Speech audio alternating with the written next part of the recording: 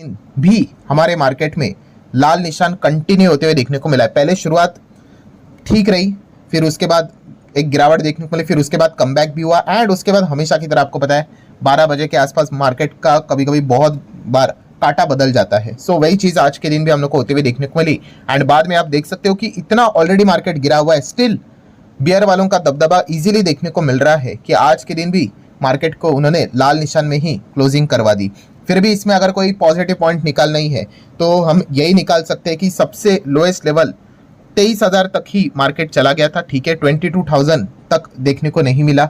Level की बात करें तो ठीक है, उसके ऊपर ही क्लोजिंग कर दी। अभी बुरी स्थिति में हम कह सकते हैं यही एक पॉजिटिव पॉइंट हम लोग को देखने को मिल रहा है।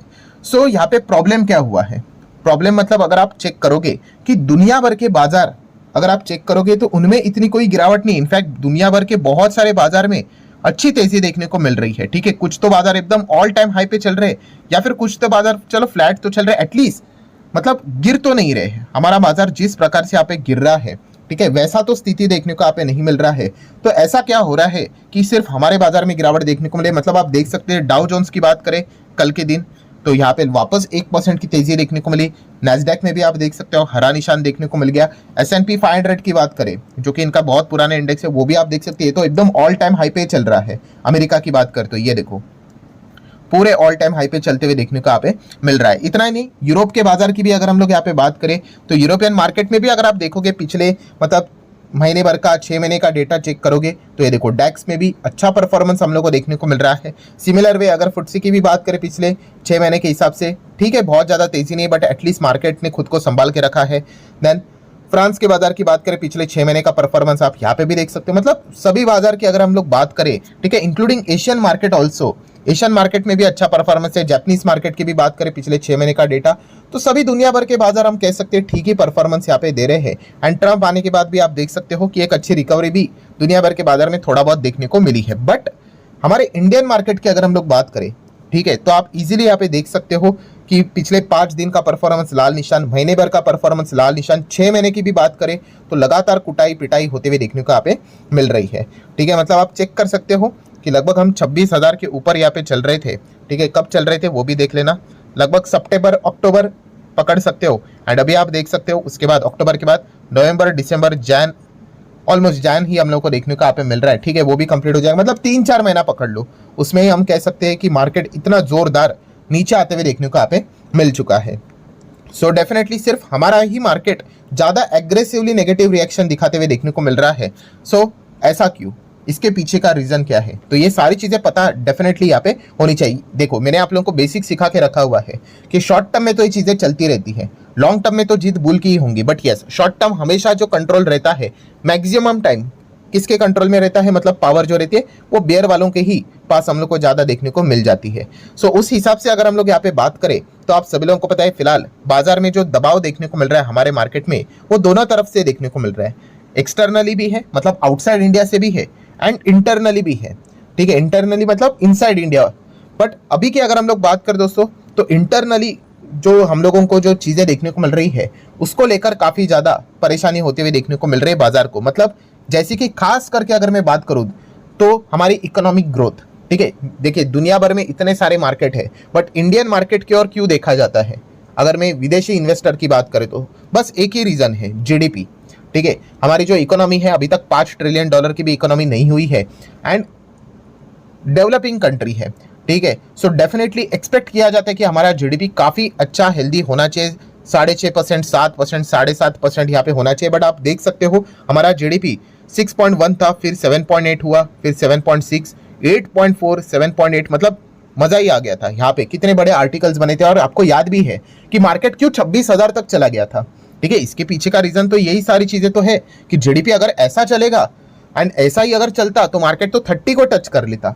फिर उसके बाद दिक्कत हम लोग को होते हुए देखने को मिल गई कि 8.4 से कम होकर 7.8, which is not at all bad. आप देख सकते हो साइड में ही फोरकास्टिंग के हिसाब से कितने लंबे लंबे छक्के मारे, बहुत अच्छा था। फिर प्रॉब्लम स्टार्ट यहाँ पे हो गई जो कि आप देख सकते हो, फिर 6.7, ये काफी यहाँ से बहुत ज्यादा दिक्कत हो गई। यहाँ से बियर वालों को बहुत हेवी लेवल का कॉन्फिडेंस मिला कि तोड़ो भाई, क्योंकि आप देख सकते हैं सिर्फ 7.8 से 6.7 इतना बड़ा गैप, 1% से ज्यादा गैप हो गया। ठीक है, एंड अनुमान से भी नीचे चले गए, एंड उसके बाद तो मतलब हद ही पार कर दी। आप देख सकते 6.7 इतना नीचे होने के बाद डायरेक्टली मतलब 5.7 भी नहीं, 5.5 भी नहीं, सीधा 5.4, ठीक है। और अनुमान देखिए। सो ये जो चीजें है दोस्तों, यहाँ से काफी दिक्कत देखने को यहाँ पे मिल गया। और हमारा जो देश, जैसे मैंने कहा कि ग्रोथ को लेकर ही विदेशी इन्वेस्टर पैसा लगाते हुए देखने को मिल जाते हैं। एंड आरबीआई की बात करें, उनकी भी रिपोर्ट आ गई जीडीपी को लेकर जो अच्छी नहीं थी।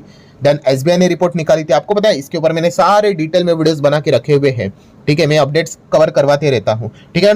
सबसे बड़ा पॉइंट कब आ गया, खुद भारत सरकार की अगर हम लोग बात करें, जो एडवांस एस्टिमेशन हम लोग को देखने को मिल जाता है फर्स्ट बजट के पहले जो डेटा आता है, खुद भारत सरकार ने ये बात बोल दी कि हाँ जीडीपी की जो ग्रोथ है हिटिंग 4 ईयर लो।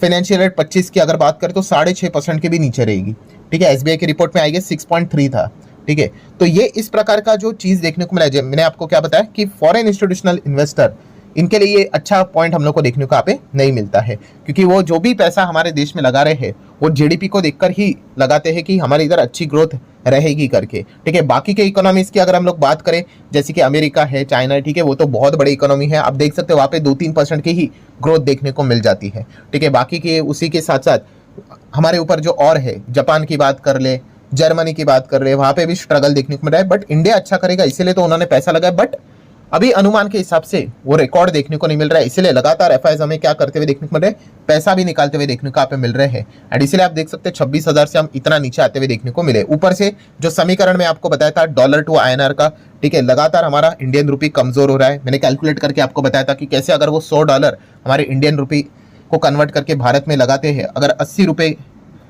का मान लो $1 80 रुपए का है, तो 8,000 रुपया वो लगाते हैं। मान लो अगर डबल हो गया 16,000, अगर वो विड्रॉ करने गए तो 80 से डिवाइड करके $200 मिलना चाहिए, बट 200 नहीं मिल रहे। क्यों? क्योंकि अभी रुपये डेप्रिशिएट हो गया, 86 हो गया। सो जो 200 निकालने गए थे हाथ में तो 180 177 ऐसा कुछ देखने को मिल रहा है। सो काफी ज्यादा उनको झटके लगते हुए देखने को यहाँ पे मिल रहे हैं। देन अगर हम लोग बात करें तो देखिए ये सारी चीजें तो हो गई, प्रॉब्लम तो हो गया, अब इसका सोल्यूशन क्या है, ठीक है। मतलब ये सारी चीजें, ये प्रॉब्लम तो है, इसके पहले भी इतने कुछ ड्रामे हुए थे मार्केट में, तो सॉल्व कैसे होगा? तो दोस्तों सबसे पहले मार्केट में लिक्विडिटी चाहिए, ठीक है। देखो रिटेल इन्वेस्टर म्यूचुअल फंड के थ्रू अपने साइड से मदद कर रहे हैं, ठीक है। वो छोटे एसआईपी वाली चीजों को भी अगर मंजूरी मिल गई तो और भी डीआईएस के हाथ मजबूत होंगे। उसके ऊपर भी मैंने कल के दिन वीडियो बनाकर आपको बताया था कि और ज्यादा कंट्रोल हमारे बाजार का हमारे लोगों के हाथ में यहाँ पे आ जाएगा। बट वो लॉन्ग टर्म का प्रोसेस है, ठीक है। बट लिक्विडिटी चाहिए हमारे मार्केट में, एंड खास करके लिक्विडिटी मतलब कैसी, एक्चुअल लिक्विडिटी चाहिए। ऐसा नहीं कि सीआरआर कम कर दिया तो लिक्विडिटी आ गई करके, ठीक है। ये छोटे मोटे चीजें हो गए, छोटे मोटे नुस्खे हैं। एक्चुअल अगर देखना है तो जीडीपी का जो फॉर्मूला जैसे मैंने आपको बताया था, सी कंजम्पशन के ऊपर सरकार ने यहाँ पे डिसीजन लेना पड़ेगा, लेना ही पड़ेगा, ठीक है। अगर कंजम्पशन के ऊपर अगर सरकार यहाँ पे वर्क नहीं करेगी तो फिर हमारे जीडीपी में कमबैक होना नेक्स्ट टू इम्पॉसिबल हम लोग को देखने को मिल जाएगा, काफी तकलीफ यहाँ पे हो जाएगी, ठीक है। एंड कंजम्पशन ही आप सभी लोगों को पता है जीडीपी में 50 से 60% के बीच में वेटेज देता है परसेंटेज के हिसाब से। एंड कंजम्पशन को बढ़ाना है तो क्या है सोल्यूशन? तो ऑब्वियसली लोगों के हाथ में पैसा एक्चुअल में बचना चाहिए, एक्चुअल में, ठीक है। तो डेफिनेटली टैक्स को यहाँ पे क्या करना पड़ेगा, सरकार को कम करना ही पड़ेगा। मैं इनकम टैक्स की यहाँ पे बात कर रहा हूँ, एंड जेन्युइनली करना पड़ेगा।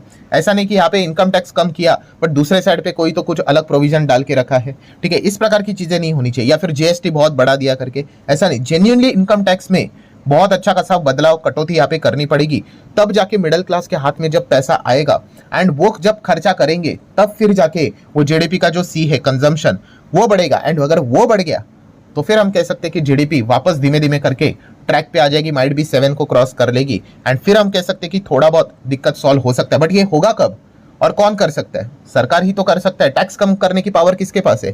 फाइनेंस डिपार्टमेंट के पास। इसीलिए इस वक्त का बजट काफी इंपॉर्टेंट है, एंड इसीलिए जो बड़े प्लेयर्स देखने को मिल रहे हैं, इंक्लूडिंग डोमेस्टिक प्लेयर की भी, कुछ हम बात करें बड़े बड़े प्लेयर्स, वो भी क्या कर रहे हैं, कंक्लूजन के फॉर्म में अगर मैं कहूं तो वो बजट का इंतजार कर रहे हैं, ठीक है, कि बजट में क्या होगा, ठीक है। वो तो अनसर्टन है, ठीक है। वो तो 1 तारीख को ही पता चलेगा कि हम तो यहाँ पे सपने लेकर चल रहे हैं कि टैक्स कट होगा, इतना प्रेशर डाला जा रहा है सरकार के ऊपर, एक्सटर्नली ऑल्सो इंटरनली, ठीक है। उनके लोगों के ओर से भी ये प्रेशर क्रिएट करवाया जा रहा है। सो इसीलिए हर कोई इंतजार कर रहा है कि बजट में एग्जैक्टली क्या होगा या नहीं होगा, क्योंकि अभी की जरूरत बन चुकी है भाई टैक्स कम यहाँ पे करना, लोगों के हाथ में पैसे आना। वरना आप देख सकते हो गाड़ियां नहीं बिक रही है, एफएमसीजी कंपनीज के नंबर देखो, ग्रोथ नजर नहीं आ रहे, 1% की ग्रोथ, 2% की ग्रोथ, ठीक है। अगर ऐसा चलेगा तो फिर कैसे होगा, ठीक है। तो इसीलिए अगर हम यहाँ पे बात करें, बुल वालों की भी बात करें, तो वो भी क्या कर रहे हैं, बस वेट एंड वॉच कर रहे हैं यहाँ पे। किस चीज़ का, बजट का, कि बजट में क्या होगा, उस हिसाब से वो अभी नेक्स्ट जो उनका स्टेप रहेगा वो बड़ा वाला मूव लेंगे, ठीक है। बजट से पहले थोड़ी ना, मान लो अगर कोई बहुत बड़ा प्लेयर है, 1000-2000 करोड़ उसको मार्केट में लगाना है, वो बजट से पहले थोड़ी ना इतना बड़ा रिस्की मूव लेगा। अगर उसने ले लिया और मान लो अगर बजट में कुछ हुआ ही नहीं, कुछ भी नहीं, एकदम प्लेन बजट रहा, तो भाई निफ्टी तो एकदम ही उड़ जाएगा, ठीक है। और पूरा पैसा 1000 करोड़ का, मतलब बहुत कुछ नुकसान हो सकता है। तो इसीलिए देखा गया तो सबसे इंपॉर्टेंट फाइनल कंक्लूजन क्या है दोस्तों, यस, इस वक्त का बजट, यही वो चीज़ है जो हमारे बाजार की दिशा यहाँ पे बदला सकती है, ठीक है। सरकार के ही हाथ में ये सारी चीजें देखने को मिल रही है। और जो प्रॉब्लम था वो भी मैंने आप लोगों को बताया, क्योंकि देखा गया हिस्ट्री में ऐसा बहुत बार कम देखने को मिला है कि दुनिया भर के बाजार ठीक कर रहे हैं, कुछ बाजार बहुत अच्छा करे, बट हमारा मार्केट क्यों ज्यादा गिर रहा है, इसके पीछे का रीजन ही यही है। एंड अभी ये बजट की ये जो अनसर्टेनिटी है, ये अगर वाइप आउट अगर हो गई, फिर उसके बाद हमारे बाजार में क्लियर मूव, बिग मूवमेंट हमारी मार्केट में देखने को मिलेगी। तो ये थी हमारी आज की जो आने वाले वीक में बड़ी न्यूज़ साबित हो सकती है। तो मिलते हैं अगली वीडियो में। आप हमारे चैनल को लाइक कीजिए, सब्सक्राइब कीजिए और शेयर कीजिए।